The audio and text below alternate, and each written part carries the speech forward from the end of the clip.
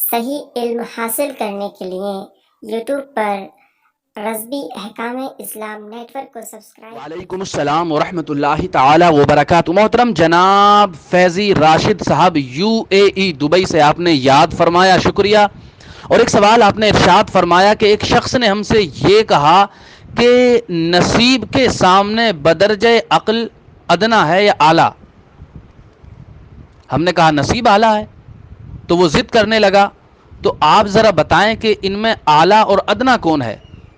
یعنی کہ نصیب کے مقابلے میں عقل کی حیثیت کیا ہے، ادنا کی ہے یا اعلیٰ کی ہے؟ جواب محترم، اس طرح سوال درست نہیں ہوتا، تو اس کا جواب کیسے دیا جائے گا؟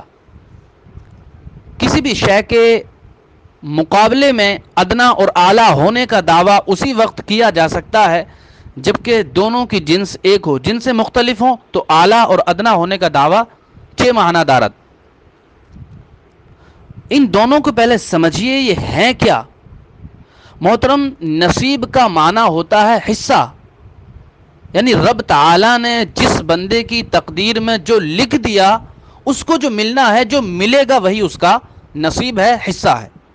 جیسے رب تعالیٰ نے کسی بندے کے نصیب میں لکھا کہ آج کے دن وہ 500 روپیے کمائے گا، تو اس نے 500 روپیے کمائے، کسی نے 200 کمائے، کسی نے 300 کمائے، تو جس نے جتنا کمایا وہ اس کا اپنا نصیب ہے، تقدیر میں لکھا ہوا ہے، تو یہ اس کا نصیب ہے، اس کا حصہ ہے۔ سمجھ آئی بات؟ عقل بھی نصیب ہی ہے، حصہ ہی ہے۔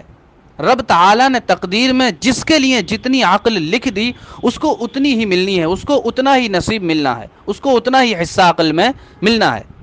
مثلاً رب تعالیٰ نے کسی کو اتنی عقل عطا فرمائی کہ اس نے 1000 سے بھی زائد کتابیں لکھ دی، جیسے اعلیٰ حضرت۔ کسی کو اتنی عقل عطا فرمائی کہ اس نے 10، کسی نے 5، کسی نے 1، کسی نے 1 بھی نہیں۔ تو یہ اپنی اپنی عقل کے حساب سے، یعنی جتنا جس کو عقل کے اعتبار سے حصہ ملا اتنے اس نے جوہر لٹائے۔ تو عقل بھی یہ نصیب ہی ہے، حصہ ہی ہے جو کہ رب تعالیٰ نے عطا فرمائی ہے۔ امید ہے بات آپ کی سمجھ آ گئی ہوگی، باقی واللہ تعالیٰ عالم بالصواب۔ اگر کسی اور بات کو آپ معلوم کرنا چاہتے تھے تو آپ دوبارہ سے سوال کر سکتے ہیں۔